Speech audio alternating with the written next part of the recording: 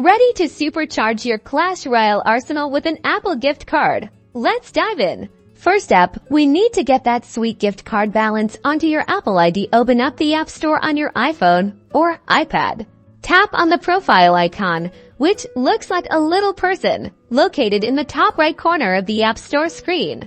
From your profile menu, select Redeem Gift Card or Code. This is where the magic happens. You can either use your camera to scan the code on the back of your Apple gift card, or if you prefer, manually enter the 16-digit code.